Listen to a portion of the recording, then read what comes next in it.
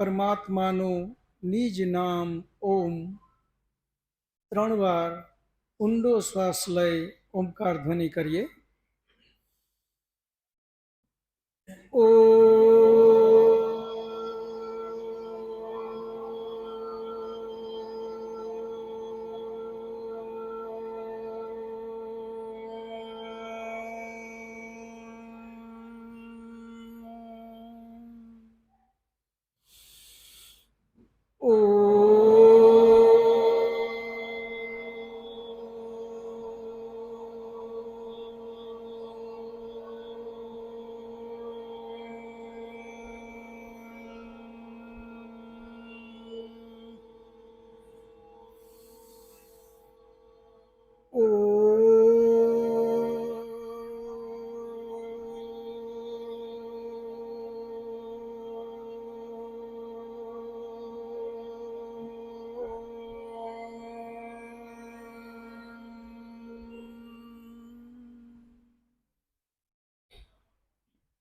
ઓમ વિશ્વાની દેવ સવિતર્દુરિતાની પરાસુવ યત ભદ્રમ તન્ન આસુવ.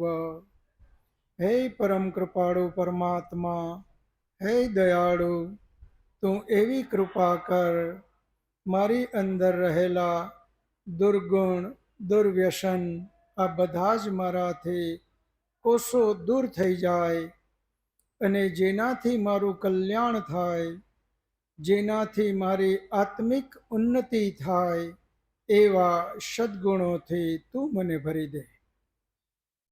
સૃષ્ટિ સંવત 1,96,53,127 વર્ષ, વિક્રમ સંવત 2083,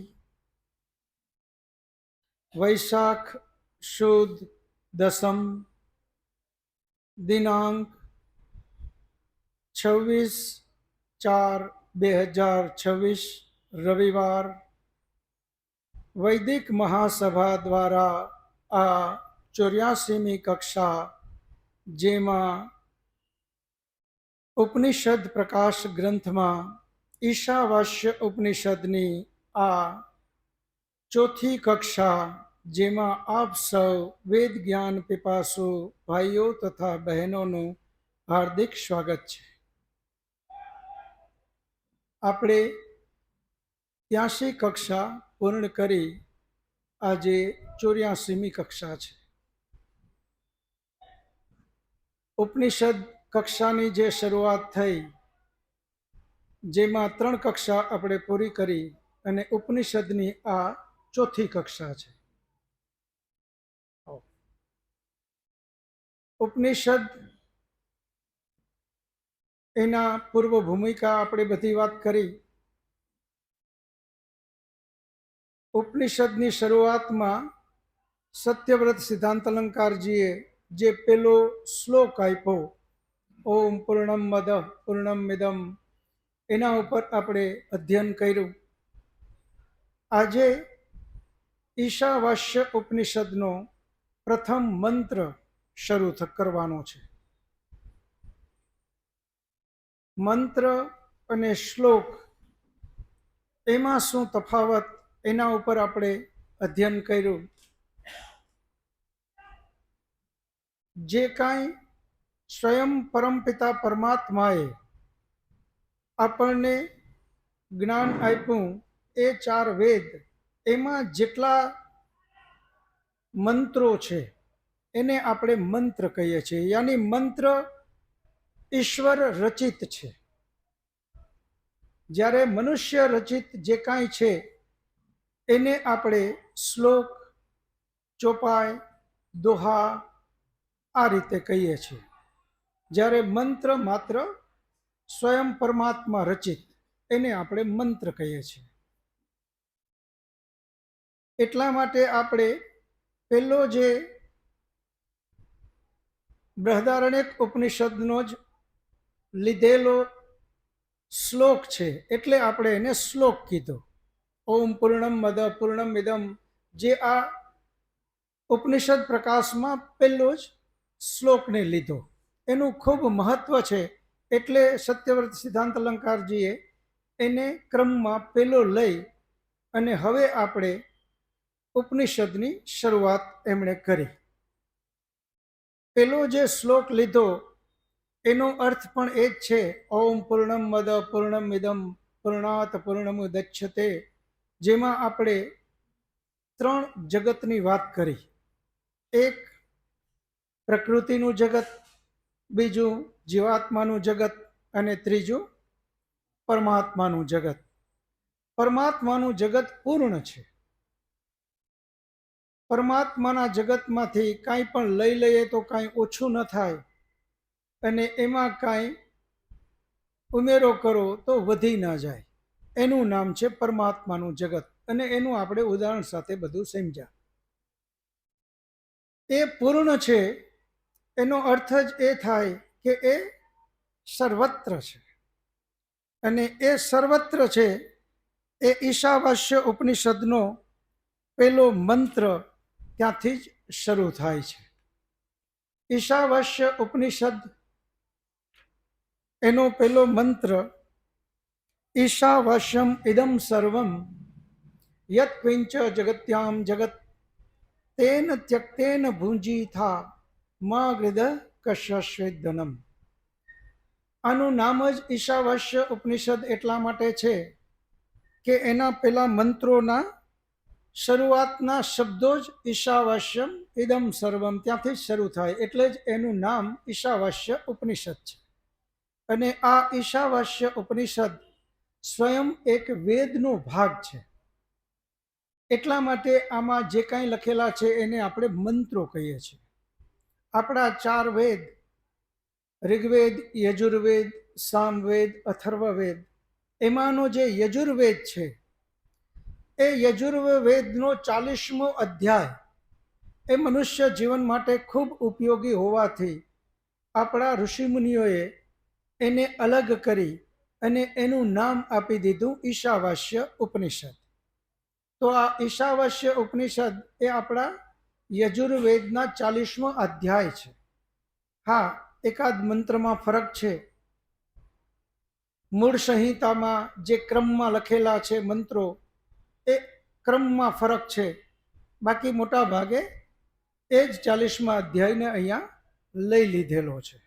તો આજે આપણે ઉપનિષદ પ્રકાશનો પહેલો મંત્ર, ઉપનિષદ પ્રકાશમાં પાના નંબર 11, અને ત્યાં પેલો જ મંત્ર છે.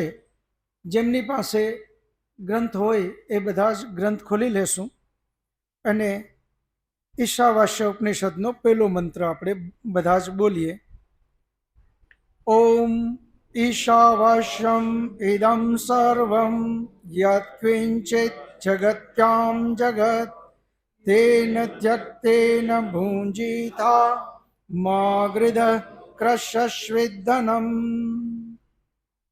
ઓમ ઈશાવાસ્યમ ઇદમ સર્વમ યત્ કિંચિત જગત્યામ જગત तेन त्यक्तेन भुंजीथा माँ गृध कश्यश्वेदनम.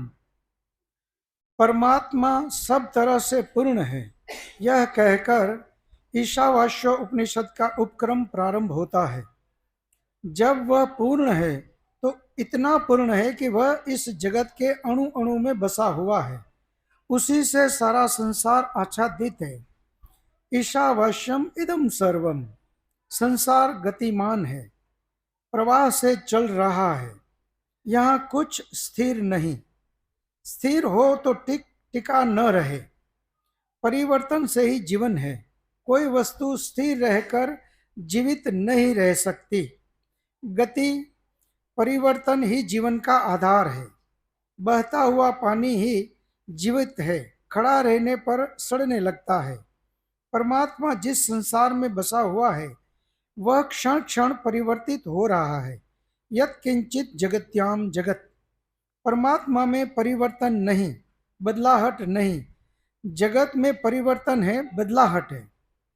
परिवर्तन अपरिवर्तन के सहारे, अस्थिर स्थिर के सहारे, अपूर्ण पूर्ण के सहारे ही टिक सकता है. अपरिवर्तन अपरिवर्तन के सहारे, अस्थिर अस्थिर के सहारे, अपूर्ण अपूर्ण के सहारे नहीं टिक सकता। जो स्वयं स्थिर नहीं, वह अस्थिर को कैसे संभाल सकता है। इसका यह भी अर्थ है कि क्योंकि संसार परिवर्तनशील है, क्योंकि संसार अस्थिर है, क्योंकि संसार अपूर्ण है, इसलिए इसके पीछे इसे सहारा देने वाला कोई अपरिवर्तनशील, स्थिर तथा पूर्ण तत्व है जो टिके इसे टिकाए हुए है। माला के अस्थिर मणकों में जैसे स्थिर सूत्र होता है, फिरने वाले दो पहियों के टिकाए रखने में जैसे न फिरने वाली धुरी होती है, चक्की के चलने में जैसे अचल कील होती है, वैसे क्षण क्षण परिवर्तित होने वाले संसार में अपरिवर्तनशील तत्व भगवान है, ईश्वर है। અહીંયા એમણે જગતને પરિવર્તનશીલ કીધું છે કે જગત છે એ પરિવર્તનશીલ છે। હવે જ્યારે આ જગત શબ્દ જે છે એ જગત પરિવર્તનશીલ જે છે એમ એણે એટલા માટે શબ્દ વાપર્યો કે જગત જગત્યામ ઉપરથી જ આવેલો શબ્દ છે। જગત્યામનો અર્થ જ ગતિશીલ, અને એ ગતિશીલ ઉપરથી જ જગત શબ્દ આવ્યો। અહીંયા આપણે મંત્રમાં પણ જોઈએ, ઈશાવાસ્યમ ઇદમ સર્વમ યત કિંચિત જગત્યામ જગત। આ જગત જે છે એ જગત્યામ યાની ગતિશીલ, એ ગતિશીલ છે એટલે જ એને આપણે જગત કીધું। અને આ ગતિશીલ જગત, જે કાંઈ કોઈ વસ્તુ ફરે છે, ગમે તે વસ્તુ ગતિમય છે, એ એક સ્થિર વસ્તુને આધારે જ ફરે છે। એમણે 3 ઉદાહરણ દીધા કે આપણે સામાન્ય બધા જ ઘંટી, હવે તો ઘંટી નથી, બાકી દરેકના ઘરમાં ઘંટી હોય, અને એ ઘંટીને આપણે ફેરવીએ, એ કોના આધારે ફરે? વચ્ચે એક એનો ખિલ્લો હોય જે સ્થિર હોય છે। એ સ્થિર ખિલ્લાને આધારે જ આપણે એને ફેરવી શકીએ। અસ્થિર કોઈ પણ વસ્તુ છે એ સ્થિરના આધારે ફરે છે। એક વ્હીલ ફરે છે સાયકલનું, તો એમાં પણ એમણે એમ કીધું કે એક ધરી વચ્ચે હોય, એ ધરીના આધારે એ ફરે છે। ધરી સ્થિર હોય, જો ધરીએ મંડે ફરવા એની હારે, તો ફરનારી વસ્તુ ફરી ન શકે। ગતિમાન વસ્તુ એક સ્થિરને આધારે જ ગતિમાન છે। અને એ સ્થિર કોણ? તો એમણે અહીંયા 2 શબ્દ કીધા, એક ભગવાન અને બીજો ઈશ્વર પરમાત્મા। હવે અહીંયા જે 2 શબ્દ વાપરા, अपरिवर्तनशील तत्व भगवान है, ईश्वर है। भगवान અને ઈશ્વર, આ अपरिवर्तनशील જે વાત આવી, તો અહીંયા ભગવાન અને ઈશ્વર આ બંને શબ્દ એક જ તત્વ માટે છે। અહીંયા ભગવાન જુદો અને ઈશ્વર જુદો આવી વાત નથી। સ્વયં પરમપિતા પરમાત્મા, અહીંયા જુઓ આપણે 2 શબ્દ વાપરીએ છીએ। બાકીના જેટલા શરીર છે એની અંદર જે છે એનું નામ છે આત્મા, અને ઈશ્વર એના માટે આપણે શું કહીએ છીએ? પરમ આત્મા। એ પણ આત્મા જ છે, પરંતુ એ પરમ આત્મા જે આ બધાનો હેડ છે, બધાનો સુપિરિયર છે, એ પરમ આત્મા। તો આત્મા આને પણ કહેવાય અને એને પણ કહેવાય, પણ એ પરમ આત્મા છે। એ આપણા જેવો સામાન્ય આત્મા નથી। આપણે સામાન્ય એ અર્થમાં હું કહું છું, આપણે પણ કોઈ સામાન્ય નથી, પરંતુ એમની સાથે સરખામણીમાં એ અર્થમાં સામાન્ય, એ સર્વશક્તિમાન છે, આપણે અલ્પશક્તિ છીએ। એ જ્ઞાનમાં સર્વજ્ઞ છે, એણે કોઈ વસ્તુને જાણવાની જરૂર નથી। આપણે અલ્પજ્ઞ છીએ, આપણે જાણવાની જરૂરત છે, આપણે જાણવું પડે છે। એ સર્વત્ર છે, એટલે પૂરા બ્રહ્માંડનું એ ધ્યાન રાખી શકે છે, કારણ કે બધે જ છે. જ્યારે આપણે એક દેશી છીએ એટલે આપણને જ્યાં છીએ એટલા પૂરતું જ આપણે જ્ઞાન છે. આપણે સર્વત્ર નથી, આપણે એક દેશી છીએ. એ દ્રષ્ટિએ એ પરમ આત્મા અને આપણે આત્મા, અહીંયા જે ભગવાન અને ઈશ્વર અને પરમાત્મા ત્રણ શબ્દ જ્યારે આપણે કહીએ તો એમાં પાછો ભેદ આવશે. પરમાત્મા એને પણ આપણે ભગવાન કહી શકીએ, અને જે જીવાત્મા છે, આપણા વેદનો ઋષિ આપણને ભગવાન વિશે સમજણ આપતા એમ કહે છે કે જેમની પાસે 6 પ્રકારના ભગની શક્તિ છે એને ભગવાન કહેવાય. જેમ ધનવાન, તો ધનવાન કોઈ એક વ્યક્તિ ન હોઈ શકે. જેની પાસે ધન છે એ બધા જ ધનવાન. એમ બળવાન જેને કહીએ બળવાન છે, તો બળવાન કોઈ એક વ્યક્તિ ન હોઈ શકે. જેની પાસે એક સીમાથી વધારે બળ છે, જે અલગ પડે છે બાકી બધા કરતા, તો એવા જેટલા છે એ બધા જ બળવાન. એ જ રીતે બુદ્ધિ, જેમની પાસે એક સીમાથી વધારે બુદ્ધિ છે એ બધાને આપણે બુદ્ધિવાન કહીએ. જેમની પાસે ખૂબ જ્ઞાન છે એને આપણે વિદ્યાવાન કહીએ છીએ. એ જ રીતે જેમની પાસે આ 6 ભગ એની શક્તિ જેની પાસે છે એને ભગવાન કહેવાય. તો ભગવાન મનુષ્યોમાં પણ હોઈ શકે, અને આ 6 શક્તિ પરમાત્મામાં તો છે જ, એટલે એને પણ આપણે ભગવાન કહીએ. પરંતુ ભગવાન સિવાયના 6 ભગ જેને આપણે કહીએ છીએ, એક ઐશ્વર્ય, બીજું શુરવીરતા વીર્ય, ત્રીજું ધર્મનું જ્ઞાન, ચોથું જેને મહાબલી છે, દરેક રીતે શુરવીરતા છે યાની પરાક્રમ, એ પણ એનામાં છે. આ રીતના 6 પ્રકારના ભગ એ પરમાત્માની અંદર પણ છે. અને જેમ આપણે રામ, કૃષ્ણ, હનુમાનજી, એ બધામાં પણ આ 6 પ્રકારના ભગ છે, એટલે આપણે એને ભગવાન કહીએ છીએ. તો ભગવાન અનેક હોઈ શકે. જેમાં આ 6 પ્રકારના ભગ છે એ બધા જ ભગવાન. પરંતુ પરમાત્મા એ માત્ર એક જ હોઈ શકે. જેમ ઉદાહરણ તરીકે આપણે ગુજરાત, આ ગુજરાત રાજ્ય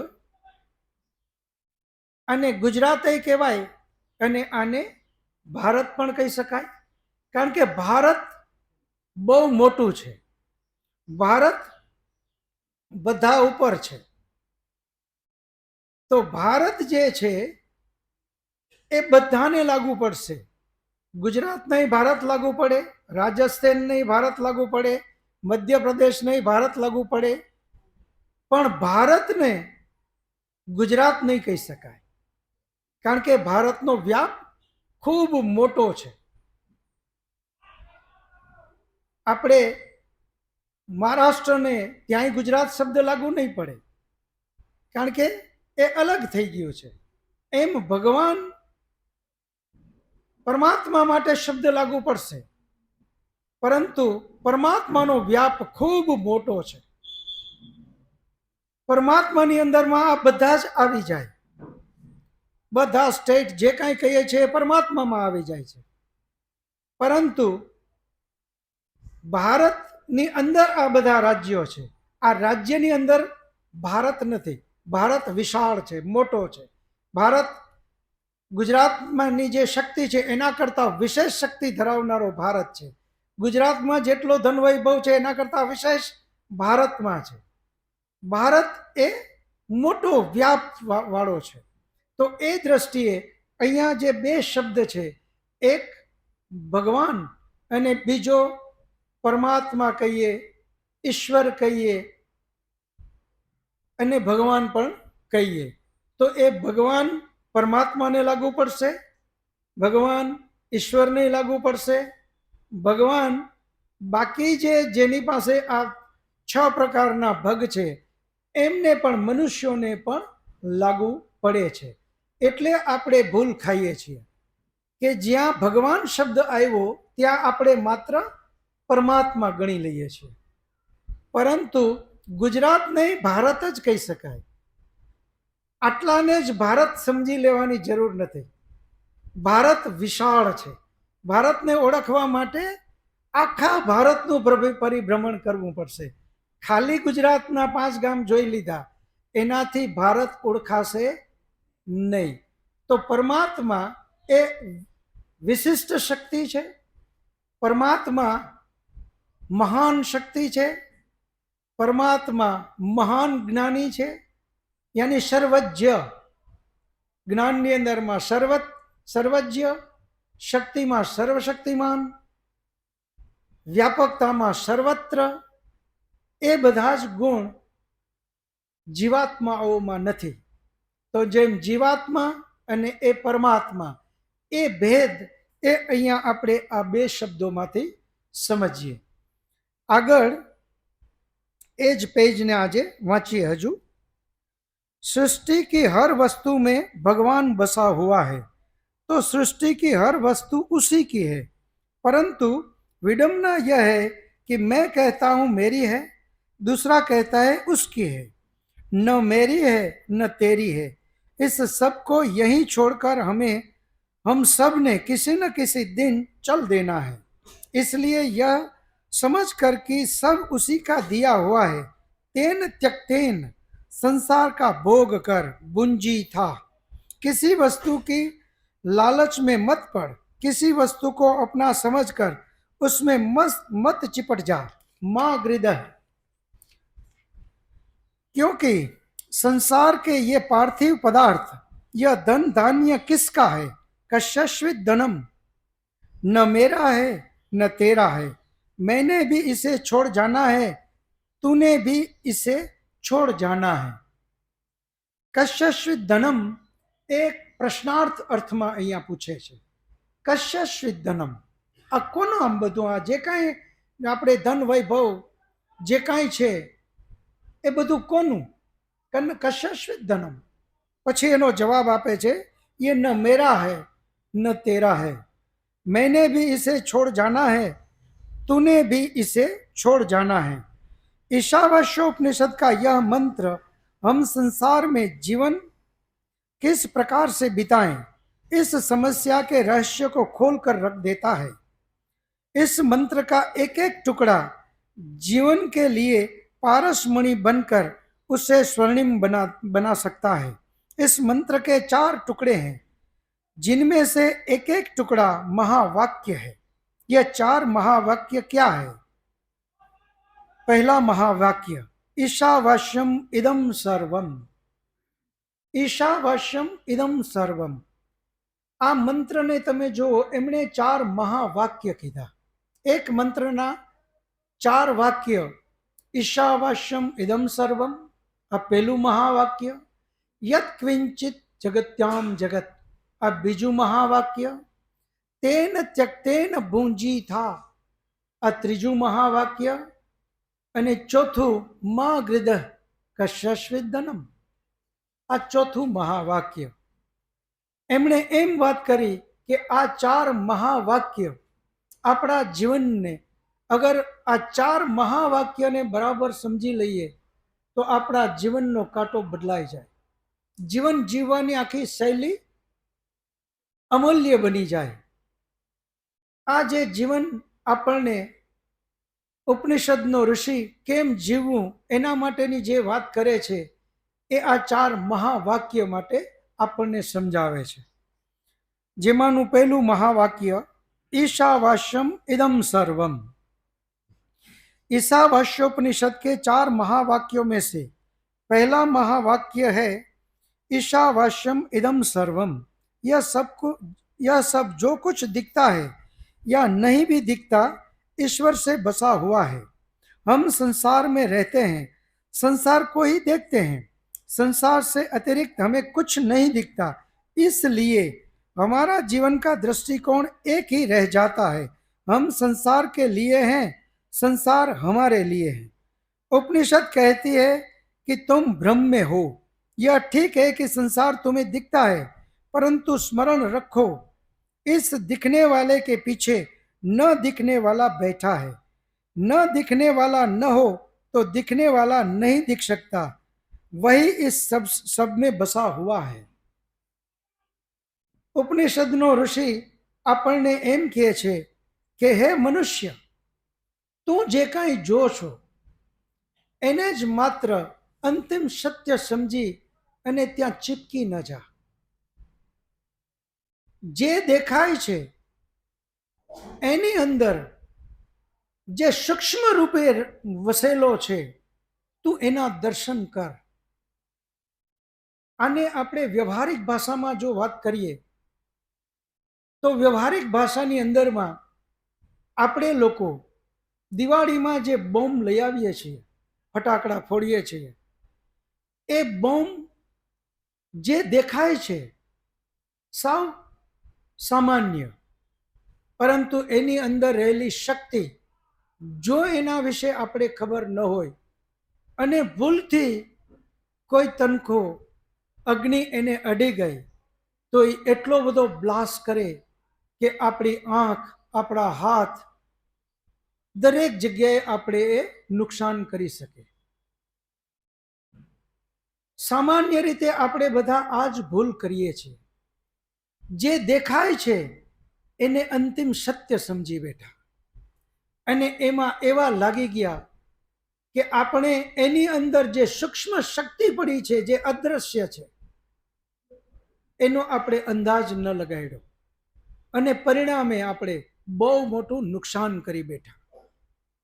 આપણે બધા જ આધ્યાત્મિક ભાષામાં દર્શનનો ઋષિ, ઉપનિષદનો ઋષિ જે આપણે સમજાવવા માગે છે એ છે કે હે મનુષ્ય, તું જેને મનુષ્ય ગણ છો, તું જેને પોતાનો ભાઈ માને છે, પોતાની બેન માને છે, પોતાની માતા માને છે, પિતા માને છે, પત્ની માને છે, પતિ માને છે, બાળકો માનો છો, હે મનુષ્ય, એ તારો ભાઈ, એ તારી માતા, એ પિતા, એ પત્ની, એ પતિ, એ પુત્ર, એ પુત્રી, એ કોણ?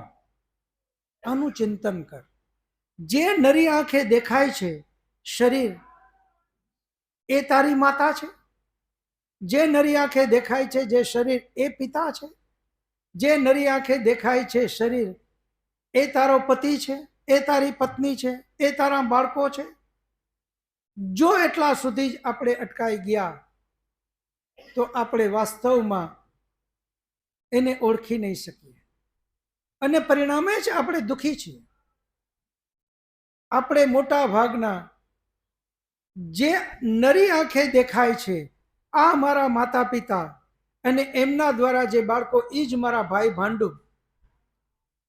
આટલા સુધી સીમિત રહી ગયા.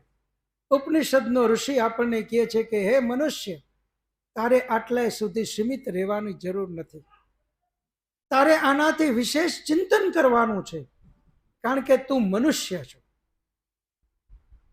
પરમપિતા પરમાત્માએ એક જ શરીર એવું આપ્યું જે મનુષ્યનું, જ્યાં વિશિષ્ટ વિવેક બુદ્ધિ આપી અને એને ચિંતન કરવાનું શક્તિ આપી. બાકીના જેટલા શરીર છે એને વિશિષ્ટ વિવેક બુદ્ધિ નથી, એ ચિંતન મનન કરી નથી શકતા. બુદ્ધિ એમાં પણ છે, પરંતુ વિશિષ્ટ વિવેક બુદ્ધિ એ માત્ર મનુષ્યમાં છે. હે મનુષ્ય, જેના માટે તારો જન્મ થયો છે, મનુષ્ય શરીરમાં તું આવ્યો છો, સ્ત્રી અથવા પુરુષ, માત્ર તું આટલેથી અટકી ન જા. એને તું વિશાળ દ્રષ્ટિથી, જેના માટે પરમાત્માએ તને જન્મ આપ્યો, એ છે વિશિષ્ટ વિવેક બુદ્ધિ અને મોક્ષ સુધીની યાત્રા. એ વિશિષ્ટ વિવેક બુદ્ધિનો ઉપયોગ કર અને ચિંતન મનન કર અને એમાં આગળ વધ. ચિંતન મનન એટલું કર કે તને ખ્યાલ આવે કે તું કોણ. પ્રશ્નાર્થ બધે જ લગાડ. હું આ શરીર કે એની અંદર રહેલો કોઈ ચેતન તત્વ આત્મા.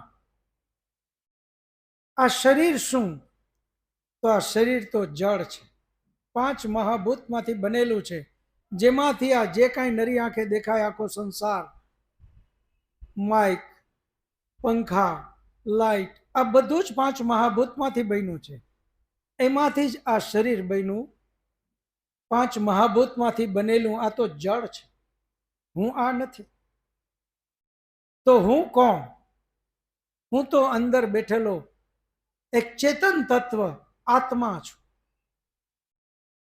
જેમ ગાડીમાં એનો આત્મા ડ્રાઈવર છે, ગાડીને કેમ ચલાવવી એ ડ્રાઈવર નક્કી કરે. ગાડી ખૂબ સરસ જાય છે, એના નિયમમાં ચાલે છે, નિયમ પ્રમાણે સ્પીડમાં ચાલે છે, એની લાઈનમાં ચાલે છે. કોઈ ગાડીના વખાણ નહીં કરે. તરત જ જવાબ આવશે કે એનો ડ્રાઈવર કેટલો સારો છે, કે ગાડી કેટલી સરસ ચલાવે છે. એમ આ શરીર, એ શરીર બેફામ જીવે છે. તો સમજવું એ શરીરનો દોષ નથી. શરીર તો પરમાત્માએ આપેલું એ આત્માને સાધન છે. ગાડી જેમ સાધન છે, એનો ચલાવનારો ડ્રાઈવર એ જ એને ચલાવે છે.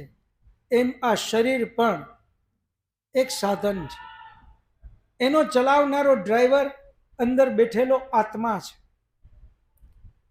ગાડીમાં એક્સિડન્ટ થાય તો એનો દોષી ડ્રાઈવર બને. એમ આ શરીરમાં જે કાંઈ ઘટે છે એનો દોષી અંદર બેઠેલો ચેતન આત્મા છે. આ આત્માને આપણે બરાબર સમજીએ, પ્રકૃતિને બરાબર સમજીએ. અહીંયા ઉપનિષદનો ઋષિ કહે છે કે અહીંયા જે કાંઈ નરી આંખે દેખાય છે એ બધું જ ગતિમાન છે. જગત્યામ જગત. હે જીવાત્મા, આ ગતિમાન જગત બનાવનારો સ્વયં કોઈ એક છે, પરમાત્મા, અને એ સર્વશક્તિમાન છે. હે જીવાત્મા, તું અલ્પજ્ય છો, એ સર્વજ્ય છે. અલ્પજ્ય સર્વજ્યને કોઈ દિવસ હરાવી ન શકે. અલ્પશક્તિ સર્વશક્તિમાનને કોઈ દિવસ હરાવી ન શકે. એક દેશી સર્વત્રને કોઈ દિવસ હરાવી ન શકે. હે જીવાત્મા, જો સ્વયં પરમાત્માએ આ બધું જ ગતિમાન કરેલું છે તો તારી તાકાત નથી. તું તો અલ્પશક્તિ વાળો જીવાત્મા છે, અને ક્યારેય તું સ્થિર નહીં કરી શકે. હે જીવાત્મા, તું જેને તારું ગણે છે, એક શબ્દ યાદ રાખજે, તેન ત્યક્તેન ભુંજી થા. આ એક પણ વસ્તુ તારી નથી. તું અહીંયા આવ્યો એ પેલા હતી, આજે છે, અને ગયા પછી પણ રહેવાનું છે. અને એ કેવું રહેવાનું છે? તો કે ગતિમાન. જગત્યામ જગત. તું જે કાંઈ પૈસો કમાણો છો, તે જે કાંઈ કમાયું છે, આને તારા એકલા માટે એને રોકવાનો પ્રયત્ન ન કર. કારણ કે આનો બનાવનારો ઈશ્વર, એને ગતિમાન બનાવ્યું છે. તારે જેટલી જરૂરિયાત છે એટલું તું રાખ, બાકી આને ગતિમાન રાખ. કારણ કે આનો બનાવનારો ઈશ્વર, એણે આને ગતિમાન બનાવ્યો છે. જો સ્વયં પરમાત્માએ આને ગતિમાન બનાવ્યું હોય અને તું એને તિજોરીમાં બંધ કરવાની પ્રયત્ન કરીશ તો એમાં ક્યારેય તું સફળ નહીં થાય. એટલે હે જીવાત્મા, જગત્યામ જગતની અંદરમાં તારાથી જેટલું શક્ય એટલું આને પણ ગતિમાન રાખવાનો પ્રયત્ન કર. જો તું ગતિમાન નહીં રાખે તો એક દિવસ પરમાત્માએ આ શરીરે તને લિમિટેડ પીરિયડ માટે આપ્યો છે, તારે ગતિમાન થવાનું છે, અને પછી પાછળથી આ જે કાંઈ છે એ પણ ગતિમાન જ રહેશે. ક્યાં સુધી તું આને રોકવાનો પ્રયત્ન કરીશ? હે જીવાત્મા, એવો પ્રયત્ન કર, પેલા પ્રકૃતિને સમજ કે આ શું છે. ત્યાર પછી પોતાના આત્માને, બાકીના આત્માને સમજ. આ શરીરમાં જે બેઠો છે એ ચેતન તત્વ, આ શરીર તો એનું સાધન છે. આમ એને સમજ અને તારી યાત્રાને ધીમે ધીમે ધીમે ધીમે ધીમે ધીમે ક્રમશઃ પરમાત્મા તરફ આગળ વધાર. હવે પ્રશ્નનો સમય થાય છે. જેમને પણ પ્રશ્ન હોય એ હાથ ઊંચો કરજો. હું ભરતભાઈ ગોરેચા ગોવિંદભાઈની પ્રેરણાથી અહીંયા પ્રવૃત્ત થયો છું. પ્રશ્ન ન કહેવાય, પણ થોડું અત્યારના આજે બેઠા બેઠા જે મનન થયું એ દરમિયાન મારા એક અનુભવ શેર કરવા પ્રયત્ન કરીશ. જામનગરની મારી બદલી થઈ. મેં એક પ્રયત્ન કર્યો, ઓફિસને આદર્શ ઓફિસ બનાવી છે. ઓફિસની અંદર જ્યારે કોઈ પણ જગ્યાએ, આ ઓફિસની અંદર અલગ અલગ જગ્યાએ મેં સ્લોગન મૂક્યા. કોઈ વ્યક્તિ ક્યાંય કરતાં કંઈક કામ પૂરું થઈ ગયું પછી એમ કે સાહેબ ખૂબ ખૂબ આભાર, ધન્યવાદ કહેવાને બદલે એમ ક્યારેક એમ કહેતો, આ ખોટું કહેવાય. કે ઓફિસની અંદર ટેબલ ગ્લાસની જરૂર છે. જો તમને એવું લાગતું હોય, યોગ્ય લાગે તો ઓફિસને સુંદર ગ્લાસ ઉપર ઓફિસને મેં એવી બનાવી દીધી સરસ, પાણીનું કોલું મૂકીને.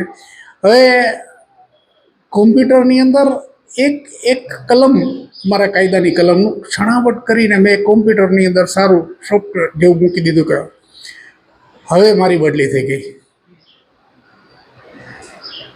આમાં જે કહે છે કે કશ્યપથી આપણે જે એમાં પેલી રાખ્યા વિના મારે એ છોડવું પડ્યું, કારણ કે એ મારું નહોતું.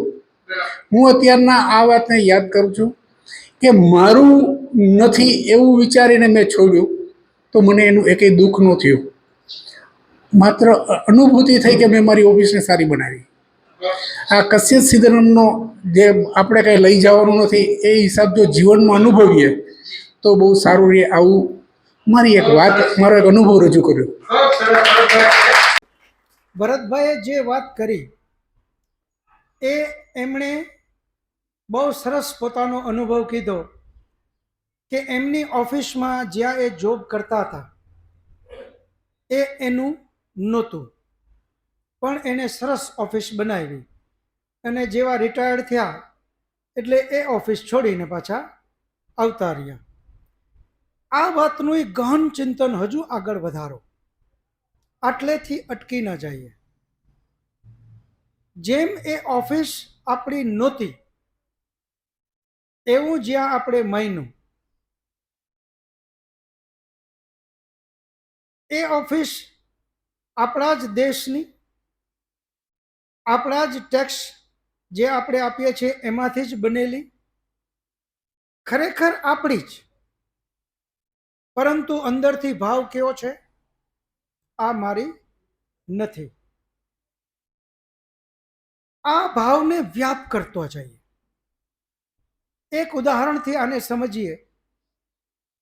એક ખૂબ ધનવાન વ્યક્તિ, ખૂબ ધનવાન, જેમ આજે ભારત વર્ષમાં 5-7 નામ લઈએ, અદાણી, અંબાણી, આવા બધાના નામ લઈએ, આ ખૂબ ધનવાન લોકો છે.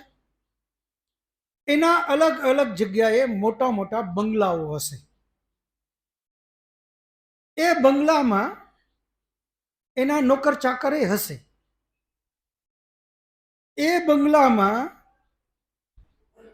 એ જે માલિક છે એને તો જવાનો ક્યારેક જ અવસર મળે છે, કારણ કે એ તો એના પોતાના વ્યવસાયોમાં એટલા બધા વ્યસ્ત છે કે એ બંગલામાં તો એ ભાગ્યે જ જઈ શકે છે. ત્યાં રહે છે કોણ?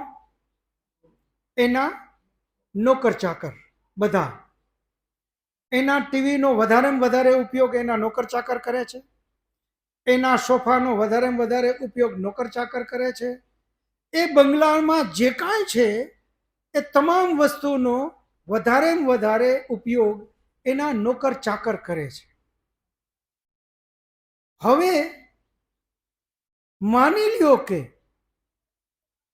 એ બંગલાનો માલિક કોઈ કારણોસર કાંઈક પણ એને ધંધામાં ખોટ આવી કે કાંઈ પણ, અને એમાંથી લૂંટાઈ ગયું. જેનો ઉપયોગ વધારે નોકર કરે છે એને એ લૂંટાઈ ગયો એની કાંઈ અસર નથી. કારણ કે મારું ક્યાં છે? આ તો માલિકનું છે. શેઠ રડે, મારે શું આમાં? કારણ કે એણે તો એમ જ માન્યું છે કે આમાં મારું કંઈ જ નથી, આ તો શેઠનું છે. એમ એ શેઠ કંઈક એવી વિચાર આવ્યો કે આની અંદરમાં હજી આમાં 5-10 ફેસિલિટી ઉમેરી દો, અને ઘણું બધું સારી વસ્તુ એમાં લઈને આવ્યો. તો નોકર ડાન્સ નહીં કરવા માંડે. ઉપયોગ એને જ કરવો છે, ઉપયોગ નોકર જ કરે છે. પણ એ એવો રાજી નહીં થાય કે વાહ વાહ વાહ વાહ, આપણા બંગલામાં તો આટલું સરસ આવી ગયું. કારણ એ છે, એને ખબર છે કે હું તો નોકર છું, કાલ મારે કદાચ જગ્યા બદલવી પડે, મને કાઢી મૂકે, આ મારું તો આમાં કાંઈ છે જ નહીં. આ વ્યાપને વધારતા જ્યાં અત્યારે આપણે જેને આપણું કહીએ છીએ, જે ખરેખર આપણું નથી, પણ આપણે એને ના સમજમાં અજ્ઞાનતા વશ આપણું સમજી બેઠા છીએ, ત્યાં આ લાગુ કરવાની જરૂર છે. જેમ નોકર એના શેઠનું ગણે છે, ઉપનિષદનો ઋષિ આપણને એ જ સમજાવે છે કે હે જીવાત્મા, તું જેને તારું સમજી બેઠો છે એમાં તારું કંઈ જ નથી. આ તો પરમાત્માનું છે, આ ઈશ્વરનું છે, આ ભગવાનનું છે. હે જીવાત્મા, આવી ક્યાંય મૂર્ખાઈ ન કરી લે કે આ મારું. કારણ કે તું જ્યારે નહોતો અહીં આવ્યો ત્યારે આ બધી વસ્તુ હતી જ. તારા આવ્યા પછી આમાં કાંઈ જ ઉત્પન્ન થયું નથી. તું છો ત્યારે પણ છે, અને તું વયો જાય તો પણ આ આમને આમ જ રહેવાનું છે. હે જીવાત્મા, ઈશાવાસ્યમ વેદમ સર્વમ યત કિંચિત જગત્યામ જગત. આ પૂરા બ્રહ્માંડની વાત કરી. આ જે કાંઈ જગત દેખાય છે બધું જ પરમાત્માથી આચ્છાદિત છે, પરમાત્માથી ઢંકાયેલું છે, પરમાત્માનું છે. એટલે હે જીવાત્મા, એનો તારે ઉપભોગ કરવો કઈ રીતે? જેમ આપણે ઓફિસમાં કામે જઈએ છીએ, આપણું જ છે, છતાં આપણે સરકારનું કહીએ છીએ. જેમ આપણે કોકની ઓફિસમાં નોકરી કરવા જઈએ છીએ, માલિક જુદો છે, ખરેખર તો એ આપણું જ છે, પરંતુ આપણે એ માલિકનું સમજીએ છીએ.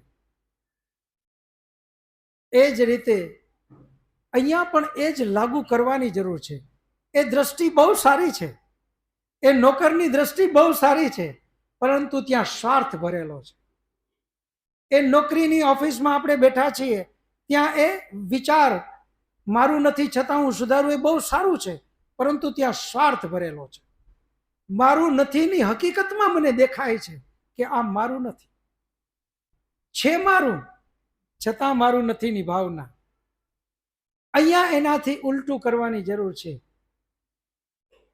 છે મારું, પણ સમજવાની જરૂર છે આ મારું નથી. ત્યાં ઉલટું છે, ત્યાં છે મારું, મને દેખાય છે કોકનું. અહીંયા ઉલટું કરવાની છે કે આ છે મારું, પણ મારું નથી. આ જો દ્રષ્ટિ આપણા ઉપનિષદનો ઋષિ આપણને શીખવા માંગે છે કે હે જીવાત્મા, તું યાત્રાને એટલી આગળ વધાર કે તું આ પ્રકૃતિને બરાબર સમજી શકે. આ પ્રકૃતિને એટલી હદ સુધી સમજ કે આમાં જે કાંઈ છે એ પરમાત્માનું. અને જો કોઈ ચેતન તત્વ નથી, આપણે શરૂઆતના વેદના સિદ્ધાંતો એટલા માટે જ સમજ્યા છે. જળ હંમેશા ચેતન માટે જ હોય છે. જળ માટે ક્યારેય હોતું જ નથી. આ બંગલો, આમાં આપણે ન હોઈએ તો આ બંગલાનો ઉપયોગ શું? કારણ કે આ બંગલો આપણા ચેતન માટે છે. જેમ આ બંગલામાં અને જળ વસ્તુમાં આપણે સમજીએ છીએ, આ જ દ્રષ્ટિનો વ્યાપ વધારતા જઈએ. જેમ આ બંગલો મનુષ્યો સિવાય બિલકુલ નકામો છે, આપણા બધાના જ અનુભવ છે, આપણા દરેકના સ્વજનો ગયા છે. આ શરીર, આ બંગલો, આની અંદર પણ એક ચેતન આત્મા બેઠો છે. ત્યાં સુધી જ આ બંગલો શોભાયમાન છે. જેવો એ આત્મા નીકળો કે તરત જ આ બંગલો બેકાર. જલ્દી આની વ્યવસ્થા કરો, કારણ કે આ બંગલો તો જળ છે. આ જે કાંઈ દેખાય છે બધું જ જળ છે. આ બંગલો એ જળ છે, આ શરીર જળ છે. આની અંદર બેઠેલો ચેતન આત્મા એ જ વાસ્તવમાં એનો ઉપભોગ કરતા છે. હવે એ ન રહ્યો તો હવે આ આપણું સગું નથી. શરીર તો જળ છે. આપણે બધા જ જાણીએ છીએ કે એમાંથી ચેતન તત્વ નીકળી જાય એટલે તરત જ એનો અગ્નિ સંસ્કાર કરીએ. છતાંય આપણે મૂર્ખાઈ, આપણી ભૂલ, આપણી અજ્ઞાનતા એ છે કે આપણે એ શરીરને જ આપણા સગા ગણી લીધા. એ શરીર જ મારો દીકરો, એ શરીર જ મારું દીકરી, એ શરીર જ મારો પિતા, શરીર જ મારી માતા. એની અંદર બેઠેલો આત્માનું કોઈ દિવસ ચિંતન જ ન કર્યું. ઉપનિષદનો ઋષિ આપણને આ જ બતાવે છે. તેન ત્યક્તેન ભુંજીતા. મારું શું એને સમજ, હું કોણ એને સમજ, મારું કોણ એને સમજ, અને સ્વયં પરમાત્મા એ કોણ એને સમજ. એ યાત્રાને આપણે સતત આગળ ને આગળ વધારીએ. હવે કોઈ પ્રશ્ન હોય તો કયો. મારું નામ હિંમતભાઈ છે. મારો પ્રશ્ન એ છે, આ વ્યવહાર કઠિન થઈ પડે. આમ વસ્તુઓ સાચી હોય, ઉપનિષદમાં કોઈ ખોટું ન જ હોય, પણ વ્યવહારિક દ્રષ્ટિએ રાખીએ માનો કે આ બધું આ ઈશ્વરનું છે, મારું કાંઈ છે નહીં, તો એક પ્રગતિ અટકી પડે અને વ્યવહારિકમાં તકલીફ પડે, એવું મને એવું દેખાય છે.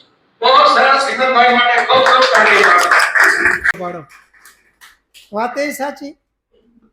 વ્યવહારની દ્રષ્ટિએ જો આમાં મારું કંઈ જ નથી તો હવે મારે કરવું શું કામ જોઈએ? મહેનત જ.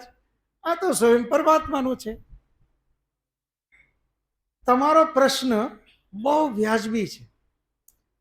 એટલા માટે જ ઉપનિષદનો ઋષિ અને સ્વયં પરમાત્મા એને આ ખબર હતી કે જેવો હું આમ કહીશ ને કે આ બધું પરમાત્માનું, એટલે તરત જ મનુષ્ય એની બુદ્ધિને ચાલુ કરશે અને તરત પ્રશ્ન કરશે કે જો આ બધું પરમાત્માનું જ હોય તો હવે અમારે શું કામ મહેનત જ કરવી જોઈએ? એટલે તરત જ બીજો મંત્ર, આનો વિસ્તાર ત્યાં કરશું. બીજો મંત્ર આપ્યો, કુર્વન નૈવેહ કર્માણી જીજી વિષય સતમ સમા એવમ ત્વયી નાન્યથે તોસ્તિ ન કર્મ લિપ્યતે નરે. એને ખબર છે કે જેવી આ વાત આવશે એટલે પરબારો વૈરાગ્ય તરફ જીવાત્મા ભાગશે અને એ વૈરાગ્ય ખોટી જગ્યાને માની લેશે. વૈરાગ્ય તો બહુ ઉપરની સાધના છે, પરંતુ ઘણા આપણે જોઈએ લેઝી આળસુ, એ પણ એમ જ કે મને અહીંયા કઈ શોખ નહીં, હું ક્યાંય જાવ જ નહીં, આપણને એવી ભીડભાડ ગમે જ નહીં, આ આપણું ઘર ભલું ને આપણે ભલા. આધ્યાત્મિક દ્રષ્ટિએ કહેતા હોય ત્યાં સુધી તો સારું, પરંતુ એનામાં ભારોભાર આળસ ભરી છે.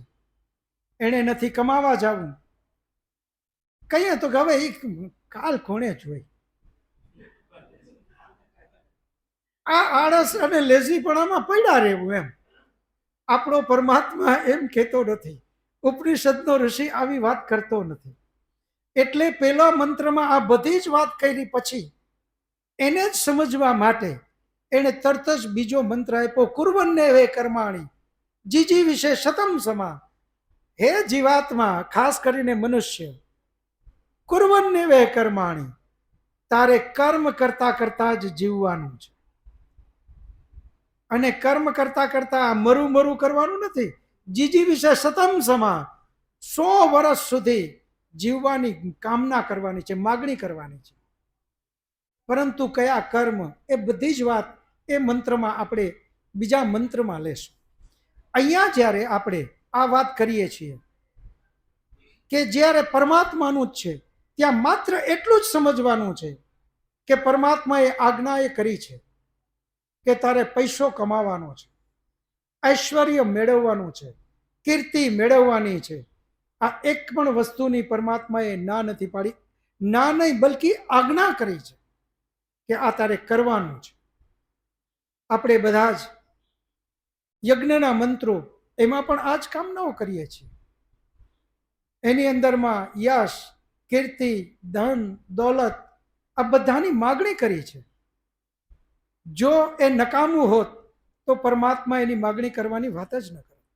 એ ખૂબ જરૂરી છે. માત્ર એમાં ફરક આટલો છે, જે ત્રીજું મહાવાક્ય આવશે, તેન ત્યક્તેન ભુંજી થા. આ કેમ કરીને આ મેળવવું, કેમ કરીને આને વાપરવું, આની વિધિ પણ આપણા શાસ્ત્રોએ બતાવી છે. એમ આગળ આગળ આપણે એને લેતા જશું. હતાશ યા નિરાશ આપણે નહીં થાય. હવે કોઈનો પ્રશ્ન હોય તો. ઓર નમસ્તે, કિશોર રાઠોડ, આપની પ્રેરણાથી આવું છે અહીંયા. આજે આપણે ભગવાન વિશે જે વાત કરી, 5 જે 6 વસ્તુ જે એનામાં હોય એને આપણે ભગવાન કહી શકીએ. તો જે સ્વયંભૂ છે, અવતરણીય પુરુષ છે, મતલબ અવતરણીય જે છે, જે બ્રહ્મા વિષ્ણુ મહેશ આપણે જેને કહીએ છીએ, બરાબર. અને એના અવતાર છે. શેષનાગને આપણે શિવનો અવતાર કહીએ, વિષ્ણુ રામના અવતાર કહીએ, કૃષ્ણના અવતાર કહીએ. તો આ બધા ઈશ્વરના જ અંશો છે, કે ઈશ્વરના જ ભાગ છે. એમ આપણે કેવી રીતે કહી શકીએ કે અમુકે જન્મ લીધા અને અમુકે સ્વયં. બહુ સરસ પ્રશ્ન. કિશોરભાઈનો પ્રશ્ન એ છે કે આપણે જેમને મહાન વિભૂતિઓ કહીએ છીએ, જેમ કે વિષ્ણુ, તો એ રામનો જ જન્મ, અથવા તો કૃષ્ણ એ વિષ્ણુનો જ અવતાર, આમ આપણે બધા શબ્દ વાપરીએ છીએ. આને હું સમજવા માટે એ બધા જ ચરિત્રો મહાન છે. ખરેખર તો આપણે લોકો ભૂલ ક્યાં કરી બેઠા, એ જે વાર્તાઓ છે એ વાર્તાઓમાં આપણે અટવાઈ ગયા. ખરેખર એ મહાન ચરિત્રનું જે ચરિત્ર લેવું જોઈએ, એમણે જે કર્મ કરી અને એમણે જે આપણને એક જીવન કેમ જીવવું એનો જે ઉપદેશ આપ્યો એ લેવું જોઈએ. એની જગ્યાએ માત્ર આપણે વાર્તાઓમાં સીમિત થઈ ગયા અને પરિણામે એનો જે લાભ લેવો જોઈએ એ ન લઈ શક્યા. કૃષ્ણ કોનો અવતાર છે? તો કે વિષ્ણુનો, રામનો.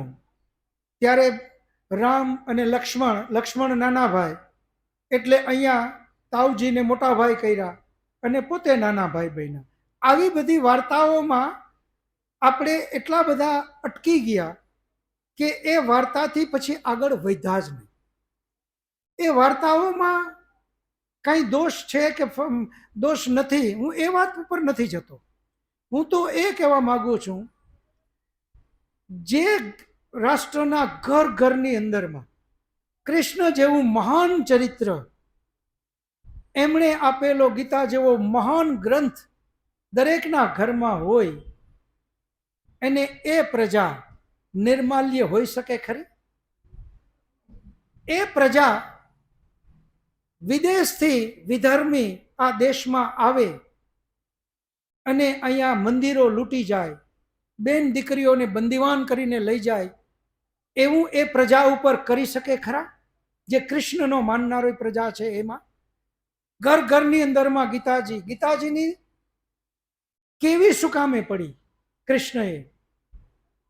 એનો મુખ્ય ઉદ્દેશ જ એ હતો કે હે કૃષ્ણ, કાયર ન થા, હથિયાર ઉપાડ, રાષ્ટ્ર અને ધર્મ સર્વોપરી છે, એના માટે જેને મારવા પડે એને તારે મારવા જોઈએ. આ ગીતાજીની વાત, આ કૃષ્ણની વાત. એનો માનનારો આ દેશ, એને માનનારી આ પ્રજા, એકે એકના ઘરમાં ગીતાજી છે. એવું ભાગ્ય કોઈ ઘર હોય કે જેના ઘરમાં ગીતાજી ન હોય. ભૂલ આપણે ત્યાં કરી બેઠા કે ગીતાજીનો જે મર્મ, એમણે જે એના માટે આ ગીતાજી કીધી, એ તત્વને આપણે ન પકડ્યું, માત્ર વાર્તાઓને પકડી. એટલે મારું ખાસ અહીંયા એ કહેવાનો આગ્રહ છે કે આવી વાર્તામાં જે ગૂઢ તત્વ છે એને પકડીએ. એનો સંબંધ શું, એ કોણ, એનાથી કોઈ ફરક નહીં પડે. ભગતસિંહ, એમના પિતા સરદાર કિશનસિંહ. ભગતસિંહ મહાન ચરિત્ર, જેમણે અંગ્રેજોની સામે આટલી મહાન લડાઈઓ આપી. એના જે કાકા એ અંગ્રેજના ચાપલુસ હતા. સગા કાકા અંગ્રેજના ચાપલુસ હતા. હવે આપણે એમ ગણીને એમ કહીએ કે આ તો આ ચાપલુસનો ભત્રીજો, આ નકામો. સંબંધો કોઈ કામના નથી. મહાન ચરિત્રનું સંતાન નબળું બની શકે, નબળા ચરિત્રનું સંતાન મહાન હોઈ શકે. મહાન ચરિત્રનું મહાન બી હોઈ શકે, નબળાનું નબળું પણ હોઈ શકે. કઈ જગ્યાએ કેવી ટાઈપની વાર્તાઓ, એ વાર્તામાં ન જઈએ. જો વાર્તામાં જાશું તો આપણે આપણો રસ્તો ભૂલી જાશું. અને આજે આપણી આ પ્રશ્ન બહુ અગત્યનો છે. આજે આપણી દશા, જે દુર્દશા જેને આપણે કહી શકીએ, એ દુર્દશાનું જો મેઇન કારણ હોય, મુખ્ય કારણ હોય, તો એ આ જ છે. જે આપણે વાર્તાઓ સાંભળી છે, જે કથાઓ છે, એ કથામાં માત્ર આપણે એ કથાને પકડી લીધી. હનુમાનજી જેવું મહાન ચરિત્ર, યુવાનોને કેટલી પ્રેરણા આપે એવું ચરિત્ર, વિશ્વમાં ન હોય એવું ચરિત્ર, પરંતુ એનો જ માનનારો યુવાન આજે ભયંકર ગુટખા ખાય છે, ભયંકર જેમ તેમ જીવે છે, મોટરસાયકલ બેફામ ચલાવે છે, જ્યાં ત્યાં પાર્ક કરે છે. હનુમાનજી તો મર્યાદા પુરુષોત્તમ રામના શિષ્ય, જેનું મર્યાદા એ જ મુખ્ય ગુણ. એ મર્યાદા પુરુષોત્તમના શિષ્ય હનુમાનજી. તો હનુમાનજીના શિષ્ય કેવો હોય? હનુમાન ચરિત્રને ન પકડ્યો, માત્ર હનુમાનજીને પકડી લીધા, કથાને પકડી લીધી. અને કથાને ક્યાં સુધી પકડી? એ લક્ષ્મણ મૂર્છિત એની જડીબુટી લેવા જાય. જડીબુટી લઈને હનુમાનજી જ્યારે પરત ફરતા હતા, ભરતજીએ જોયું કે કોઈ રાક્ષસ જાય છે. એણે તીર માર્યું, હનુમાનજી નીચે પડ્યા અને રામ કરીને બોલ્યા. તો ભરતજીને ખબર પડી કે ઓ, મારી ભૂલ થઈ. આ તો રામ માટે થઈને જ કોઈ નીકળેલો છે, આ તો રામ ભક્ત છે. પૂછે કે તું કોણ? એટલે એણે પોતાની ઓળખાણ આપી કે હું આ જડીબુટ્ટી લઈને મારે સમયસર પહોંચવાનું છે, નહીંતર લક્ષ્મણજીને ખતરો છે. તરત જ ભરતજીએ એમને જે પગમાં ચોટ આવી ત્યાં માલિશને એવી જડીબુટ્ટીઓ દવા લગાડી કે તરત જ પાછા હાલતા થઈ ગયા. આ ચરિત્રની જે કથાને આપણે એટલી બધી પકડી લીધી, એટલી બધી પકડી લીધી કે તે દિવસનું તેલનું માલિશ આજે તો હનુમાનજી રહ્યા નહીં. તો હવે ક્યાં આપણે શરૂ કર્યું? એની મૂર્તિમાં. આ કેટલી મૂર્ખાઈ છે! આને હું ઘણીવાર રમોજમાં આ વાતને કરું છું કે દાદા પડી ગયા, પગમાં મોચ આવી, વૈદરાજ પાસે લઈ ગયા. વૈદરાજે એ દીકરાને પોતરાને કીધું કે આને માલિશ કરજે રોજ, એટલે સારું થઈ જશે, આમાં બીજું કાંઈ નથી. એટલે પોતરાએ રોજ હળદરવાળું તેલનું માલિશ ચાલુ કર્યું. થોડાક દિવસ થયા તો રેડી થઈ ગયું. દાદાએ કીધું કે બસ બેટા હવે મટી ગયું. તો ઓલો કે નહીં, વૈદરાજે કીધું કે રોજ માલિશ કરવાનું છે. હવે દાદા કે પણ અહીંયા બળતરા શરૂ થઈ છે, હવે બંધ કર. તો કે નહીં. હવે એક દિવસ એવો આવ્યો કે દાદા વયા ગયા. પોતરાએ કીધું કે ભાઈ, વૈદરાજે કીધું કે રોજ માલિશ કરવાનું. હવે દાદાની મૂર્તિ બનાવી, ત્યાં ગોઠણમાં ચાલુ કર્યું. આ જ કામ આપણે હનુમાનજીમાં કરીએ છીએ. હનુમાનજીને વૈદરાજાએ કીધું તું માલિશ કરો, એટલે આપણે ચાલુ કર્યું. હવે એ રહ્યા નહીં. એના ચરિત્રને ન પકડ્યો, કથાને માત્ર પકડી. તો ચરિત્રને આપણે બધા વધારેમાં વધારે પકડીએ અને એ ચરિત્ર પ્રમાણે જ આપણે જીવનને બનાવવાનો પ્રયાસ કરીએ. આજ આપણો વેદનો ઋષિ, આપણા ઉપનિષદનો ઋષિ આપણને કહે છે એ જે વાત છે એને શોર્ટમાં અગર ખાલી જવાબ દઉં તો સ્વયં પરમાત્મા એમ કહે છે કે હું જન્મ લેતો નથી. આગળ વેદનો જ મંત્ર આવશે, સપર્યગાત શુક્રમ અકાયમ અવ્રણમ અશ્નાવિરમ શુદ્ધમ અપાપ વિદ્યમ કવિ મનીષી પરિભુ સ્વયં બહુ યથા તથ્ય વિદ્યદાન શાશ્વતી વ્યય સમાભ્ય. તો એમાં એ પોતે કે છે સપર્યગાત, હું બધે જ એક સમાન વસેલો છું. શુક્રમ, હું શુદ્ધ છું, હું બલવાન છું. અકાયમ, કાયા એટલે શરીર, હું કાયા રહિત છું. અકાયમ. અવ્રણમ, વર્ણ એટલે જાતિ, છિદ્ર વાળો, હું કોઈ છિદ્ર વાળો નથી, કોઈ જાતિમાં આવતો જ નથી. અશ્નાવિરમ, હું જન્મ લઉં તો નસ નાડી હોય જ, મને હાડકાં હોય, નસ નાડી હોય, ગમે એવડું શરીર હોય, પણ હું તો નસ નાડી વગરનો છું. અશ્નાવિરમ શુદ્ધમ અપાપ વિદ્યમ, જો હું શરીર લઉં તો પાપ અને પુણ્યમાં બંધાઉં. જે કંઈ આપણે બધા જ કથાઓ સાંભળીએ એમાં પણ પાપ અને પુણ્યથી બંધાયેલા જ છે કે ફલાણા જન્મમાં એ આ હતા એટલે એણે અહીંયા આ બદલો દેવો પડ્યો. પાપ અને પુણ્યમાં આણે તો ભગવાને કીધું કે પાપ વિદ્યમ, હું પાપ અને પુણ્યથી રહિત છું, કારણ કે હું જન્મ જ લેતો નથી. એણે પોતે એમ કીધું કે હું જન્મ લેતો નથી.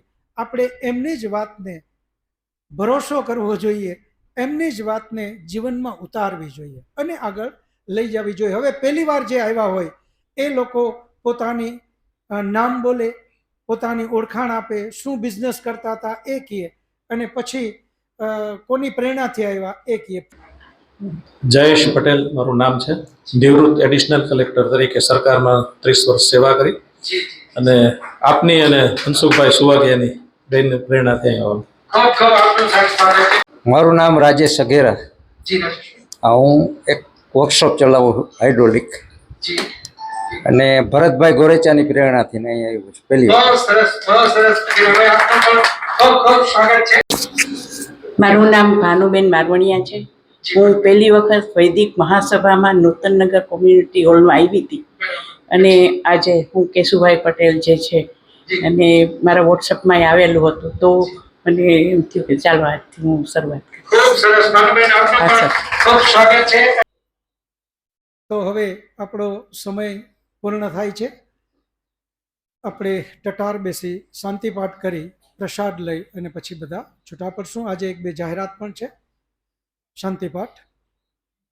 ઓમ દ્યૌ શાંતિરંતરિક્ષમ શાંતિ પૃથ્વી શાંતિરાપઃ શાંતિરૌષધયઃ શાંતિः वनस्पतयः शान्तिर्विश्वे देवा शान्तिर्ब्रह्म शान्ति सर्वं शान्तिः शान्तिरेव शान्ति सामा शान्तिरेधि.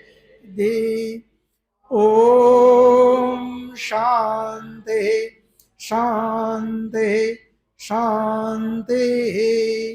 सर्वेभ्यो नमः. सबको सादर नमस्ते जी. બે હાથ જોડી એકબીજાને બધાને નમસ્તે કરી લેશું. નમસ્તે નમસ્તે નમસ્તે.